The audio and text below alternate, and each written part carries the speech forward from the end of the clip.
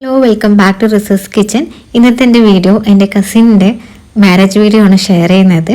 അപ്പോൾ കണ്ടു നോക്കുക. വീഡിയോ ഇഷ്ടമാണെങ്കിൽ ലൈക്ക് ചെയ്യുക, ഷെയർ ചെയ്യുക, സബ്സ്ക്രൈബ് ചെയ്യാത്ത കൂട്ടുകാർ സബ്സ്ക്രൈബ് ചെയ്ത് സപ്പോർട്ടും കൂടെ ചെയ്യാം കേട്ടോ.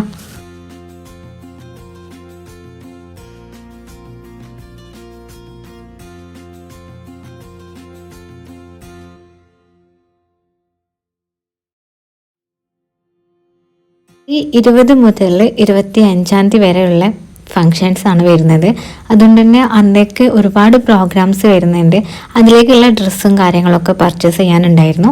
അപ്പോൾ ഓരോ ഷോപ്പുകളിലായിട്ട് ഓരോ ദിവസങ്ങളിലായിട്ട് എല്ലാവരും കൂടി ഒറ്റക്കായിട്ടും എല്ലാവരും കൂട്ടത്തോട് കൂടിയിട്ട് ഷോപ്പ് ചെയ്തിട്ടുണ്ടായിരുന്നു. ജെൻസിനുള്ളത് സെപ്പറേറ്റ് ഷോപ്പ് ചെയ്തിട്ടുണ്ടായിരുന്നു. അതുപോലെ നമ്മൾക്കുള്ള ഗേൾസിൻ്റെ ഷോപ്പിംഗ് നമുക്കറിയാമല്ലോ, എന്തായാലും എത്ര എടുത്താലും തികയില്ല. അതുപോലെ ഒന്നും നമുക്ക് പെട്ടെന്ന് കണ്ണിൽ പിടിക്കും. ഷോപ്പിങ്ങിന് പോകുന്നതിൻ്റെ ഒരു ഗുണം എന്താണെന്ന് വെച്ചാൽ എപ്പോൾ ഷോപ്പിങ്ങിന് പോയാലും രാത്രിയിൽ തിരിച്ചെത്തുള്ളൂ. അപ്പം ഓരോ സ്ഥലങ്ങളിൽ പോയി ഫുഡൊക്കെ അടിച്ചിട്ട് തന്നെ ആയിരിക്കും വീട്ടിലെത്തുക.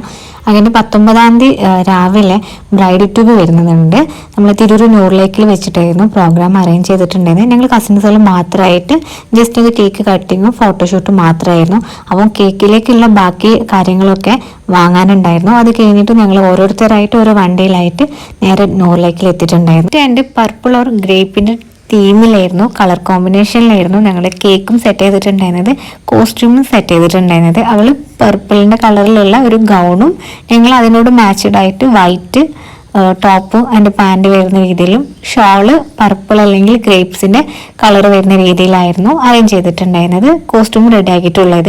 കേക്കും ആ ഒരു തീമിൽ തന്നെയാണ് സെറ്റ് ചെയ്തിട്ടുള്ളത്. ബ്രൈഡിൻ്റെ സിസ്റ്ററാണ് കേക്ക് ഉണ്ടാക്കിയിട്ടുള്ളത്. ആള് കേക്ക് മേക്കറും കൂടെയാണ്. അതുകൊണ്ട് തന്നെ ആൾ ആ കാര്യങ്ങളൊക്കെ സെറ്റ് ചെയ്തു. പിന്നെ അവിടെ എത്തിയതിനു ശേഷം ഡെക്കറേഷനും കാര്യങ്ങളും ഞാനും സിസ്റ്റേഴ്സും എല്ലാവരും കൂടെ അറേഞ്ച് ചെയ്ത് വെക്കായിരുന്നു. കസിൻസുകൾ ബാക്കി ബോയ്സും ഉണ്ടായിരുന്നു. അപ്പോൾ അവരെല്ലാവരും കൂടെ നമ്മളെ കയ്യിലുള്ള സാധനങ്ങൾ വെച്ചിട്ടായിരുന്നു ജസ്റ്റ് ഒന്ന് അറേഞ്ച് ചെയ്തിട്ടുണ്ടായിരുന്നത്. എന്നാലും നല്ല ഉഷാറിൽ തന്നെ പ്രോഗ്രാം കഴിഞ്ഞിട്ടുണ്ടായിരുന്നു കേട്ടോ. പിന്നെ ഫോട്ടോഷൂട്ടൊക്കെ എടുത്തിട്ട് നേരെ വീട്ടിലേക്ക് വരിക ചെയ്തിട്ടുണ്ടായിരുന്നത്.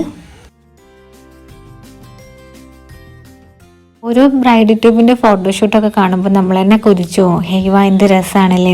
പക്ഷെ അതിൻ്റെ പുറകിലെടുക്കുന്ന എഫേർട്ട് അത് ഭയങ്കര എഫേർട്ട് തന്നെയാണ് കേട്ടോ. കാരണം എല്ലാവരും ഒരേപോലെ സെറ്റ് ചെയ്തെടുക്കുക, അതുപോലെ ഫുഡാവട്ടെ എന്ത് കാര്യങ്ങളായും അറേഞ്ച് ചെയ്തെടുക്കുക, അതൊക്കെ ഭയങ്കര എഫേർട്ട് തന്നെയാണ്. അപ്പം ഞങ്ങൾ എല്ലാവരും കൂടെ സന്തോഷത്തിൽ കേക്കൊക്കെ കട്ട് ചെയ്ത് ഫോട്ടോസൊക്കെ എടുത്ത് തിരിച്ചു വരിക ചെയ്തിട്ടുണ്ടായിരുന്നത്.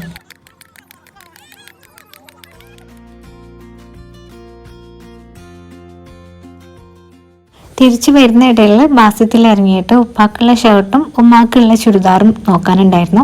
അപ്പം അതൊക്കെ റെഡിയാക്കി എടുത്തു. പിന്നെ നമുക്ക് ജ്വല്ലറി, അതുപോലത്തെ ബ്രൈഡിൻ്റെ ഒപ്പം നിൽക്കാൻ വേണ്ടിയിട്ടുള്ള കസിൻസുകൾക്കുള്ള ഷോള്, ജ്വല്ലറി അങ്ങനത്തെ ഐറ്റംസൊക്കെ പർച്ചേസ് ചെയ്തു.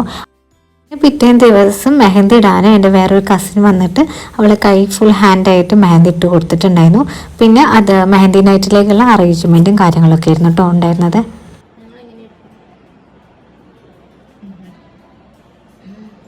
അതിനുശേഷം 20-ാം തീയതി നൈറ്റിൽ മെഹന്തി നൈറ്റ് വരുന്നുണ്ടായിരുന്നു. അതും ഞങ്ങൾ ജസ്റ്റ് കസിൻസുകൾ തന്നെ ചേർന്നിട്ട് തന്നെയാണ് കേട്ടോ ഒരുക്കിയിട്ടുണ്ടായിരുന്നത്. അവളാണ് മെയിനായിട്ട് ഫോക്കസ് ചെയ്തിട്ടുള്ളത്. അവളെ കോസ്റ്റ്യൂം ഒന്ന് റെഡിയാക്കി എടുത്തിട്ട് അവൾക്കുള്ള ഫോട്ടോസും കാര്യങ്ങളും റെഡിയാക്കി കൊടുക്കുക. ഇതൊക്കെ ഒരു മെമ്മറീസ് ആണല്ലോ. നമുക്ക് പിന്നീട് എപ്പോഴെങ്കിലും ഭാവിയിൽ ആർക്കെങ്കിലും കാണിച്ചു കൊടുക്കാനായാലും അത് കാണിക്കുമ്പോൾ പണ്ട് ഇങ്ങനെ ഉണ്ടായിരുന്നു, ഇതൊക്കെ അറേഞ്ച്മെൻറ്റ് ചെയ്തിട്ടുണ്ടായിരുന്നു, എല്ലാവരും ഒന്ന് ഒത്തുകൂടിയിട്ടുള്ളൊരു പ്രോഗ്രാം ആയിരുന്നു എന്നൊക്കെ പറയാനും നമുക്ക് ഷെയർ ചെയ്യാനൊക്കെ ഒരു ഭയങ്കര ഹാപ്പി ആയിരിക്കും. 24-ാം തീയതി ഉച്ചയ്ക്ക് ശേഷം രംഗോളി പ്രോഗ്രാം സ്റ്റാർട്ട് ചെയ്യുന്നുണ്ടായിരുന്നു. അപ്പം അന്ന് രാത്രിയിലേക്ക് വെഡ്ഡിങ് നൈറ്റും കൂടെ ആയതുകൊണ്ട് തന്നെ അതിലേക്കുള്ള പൂവും വാങ്ങാനുണ്ടായിരുന്നു. പിന്നെ സ്റ്റേജ് ഡെക്കറേഷനുള്ള ക്രാഫ്റ്റ് ഐറ്റംസും വാങ്ങാനുണ്ടായിരുന്നു. അപ്പം ഞാനും ബ്രൈഡിൻ്റെ ബ്രദറും കൂടെ ചേർന്നിട്ട് ക്ലിനിക്കിൽ ഹാഫ് ഡേ ലീവ് എടുത്തിട്ട് നേരെ അങ്ങനത്തെ സാധനങ്ങളൊക്കെ വാങ്ങാൻ ഇറങ്ങി. അത് കഴിഞ്ഞതിന് ശേഷം എല്ലാവരും എത്തിയിട്ടുണ്ടായിരുന്നു, ബാക്കിയുള്ള കസിൻസുകളൊക്കെ. യെല്ലോ തീമിൽ രംഗോളിൻ്റെ ഷോളും കൂടെ വെയർ ചെയ്തിട്ടുള്ള കോസ്റ്റ്യൂം ആയിരുന്നു തീരുമാനിച്ചിട്ടുണ്ടായിരുന്നത്. അവൾ കളർഫുൾ ആയിട്ടുള്ള ഒരു ഗൗണും കൂടെ ഇട്ടിട്ടുണ്ടായിരുന്നു. അതുകൊണ്ട് തന്നെ പരാഗ് ഇപ്പോൾ തിരൂരെത്തിയതുകൊണ്ട് നിങ്ങൾക്ക് ഷോളിന് ഭയങ്കരമായിട്ട് തപ്പേണ്ടി വന്നിട്ടില്ല. എല്ലാവർക്കുള്ള ഷോള് അവിടുന്ന് പർച്ചേസ് ചെയ്തു. പിന്നെ രാത്രി വെഡ്ഡിങ് നൈറ്റാണ് വരുന്നത്. അന്ന് അവൾക്ക് വേറെ കോസ്റ്റ്യൂം റെഡിയാക്കി കൊടുത്തു.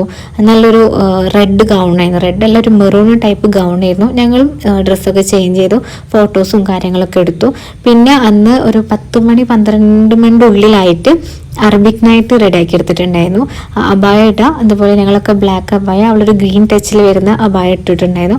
അതിലേക്കുള്ള ഇപ്പം ഇങ്ങനത്തെ ഐറ്റംസ് നമുക്ക് ഇഷ്ടം പോലെ അവൈലബിൾ ആണ് ഓരോ ജ്വല്ലറി ഷോപ്പിൽ, റെൻ്റൽ ജ്വല്ലറി ഷോപ്പിൽ. അതുകൊണ്ട് തന്നെ അവിടെ നിന്നൊക്കെ ഈസി ആയിട്ട് നമുക്ക് പർച്ചേസ് ചെയ്യാൻ പറ്റിയിട്ടുണ്ടായിരുന്നു, കുറഞ്ഞ റെൻറ്റിൽ തന്നെ കേട്ടോ. അപ്പം അതൊക്കെ വെയർ ചെയ്തിട്ട് ഫോട്ടോസ് എടുത്തു. പിന്നെ ജസ്റ്റ് കൈയൊട്ടി പാട്ടും കളികളൊക്കെ ഉണ്ടായിരുന്നു.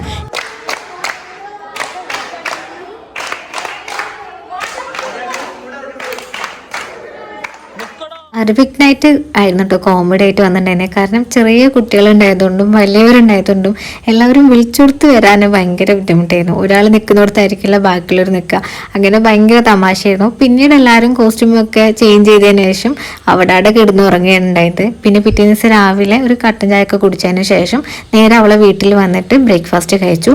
അപ്പോൾ ഓൾറെഡി അവൾ അവിടെ റെഡി ആവുന്നുണ്ടായിരുന്നു. അവളെ സിസ്റ്റർ എല്ലാവർക്കും ഉള്ള പൂവ് ഷെയർ ചെയ്യുന്നതായിരുന്നു കേട്ടോ. അതൊക്കെ ഞങ്ങൾ വാങ്ങി വന്ന് ഞങ്ങളൊക്കെ റെഡി ആയിട്ട് നേരെ ഓഡിറ്റോറിയത്തേക്ക് പോകണം. 11 മണിക്കാണ് നിക്കാഹ് വരുന്നത്. നിക്കാഹൊക്കെ കഴിഞ്ഞു. പിന്നെ ഫുഡൊക്കെ കഴിച്ചിട്ട് നേരെ സ്റ്റേജിൽ അവളെ കൊണ്ടാക്കിയിട്ട് പിന്നെ അവളും കൂടെ മഹാറാണിയിലും മറ്റു പ്രോഗ്രാംസ് ചെയ്യുന്നു. മെയിനായിട്ട് ഫോട്ടോസും കാര്യങ്ങളൊക്കെ എടുത്തു. ഈവനിങ്ങിൻ്റെ ടൈം ആയപ്പോഴത്തേനും അവൾ ഇറങ്ങിയിട്ടുണ്ടായിരുന്നു യാത്ര പറഞ്ഞിട്ട്. ഭയങ്കര ഒരു വിങ്ങലായിരുന്നു കേട്ടോ. കാരണം ഞാനും അവളും ട്വിൻസ് പോലെയായിരുന്നു വളർന്നിട്ടുണ്ടായിരുന്നത്. അവൾക്ക് എന്താണോ അതുപോലെ എനിക്ക് എന്താണോ എടുക്കുന്നത് അത് അവൾക്കും കൂടെ അങ്ങനെ ഷെയർ ചെയ്തിട്ടായിരുന്നു ഞങ്ങൾ ഒരുമിച്ചിട്ടുണ്ടായിരുന്നത്. സെയിം പ്രായം തന്നെയായിരുന്നു. അതുകൊണ്ട് തന്നെ എൻ്റെ കല്യാണം കഴിഞ്ഞപ്പം ഞാൻ അവളതാണ് അടിച്ചു പൊളിക്കാനുള്ള ഒരു മാരേജ് ഫംഗ്ഷൻ എന്ന് വിചാരിച്ചിട്ടായിരുന്നു. പക്ഷെ അത് പെട്ടെന്ന് തീർന്ന പോലെ ആയിരുന്നിട്ടുണ്ടായിരുന്നത്. എന്തായാലും മാഷാ അല്ലാഹ് കല്യാണം അടിപൊളിയായിട്ട് കഴിഞ്ഞിട്ടുണ്ടായിരുന്നു. കുറേ പോരായ്മകളും അതുപോലെ കുറേ മിസ്റ്റേക്കും കാര്യങ്ങളൊക്കെ വന്നിട്ടുണ്ട്, എന്നാലും ഉഷാറായിട്ട് കഴിഞ്ഞിട്ടുണ്ടായിരുന്നു. അത് കഴിഞ്ഞ് അവളെ വീട്ടിൽ കൊണ്ടാക്കിയതിന് ശേഷം ഞങ്ങൾ തിരിച്ച് വീട്ടിലേക്ക് വരികയാണ് ചെയ്തിട്ടുണ്ടായിരുന്നത്. ഇതേ ഒരു വെഡിങ് വ്ളോഗായിരുന്നു. അപ്പോൾ നിങ്ങൾക്ക് എല്ലാവർക്കും ഇഷ്ടപ്പെട്ടിട്ടുണ്ടെങ്കിൽ ഷെയർ ചെയ്യുക, സബ്സ്ക്രൈബ് ചെയ്യാത്ത കൂട്ടുകാരെ സബ്സ്ക്രൈബ് ചെയ്യുക, സപ്പോർട്ട് ചെയ്യാം കേട്ടോ. Thank you for watching.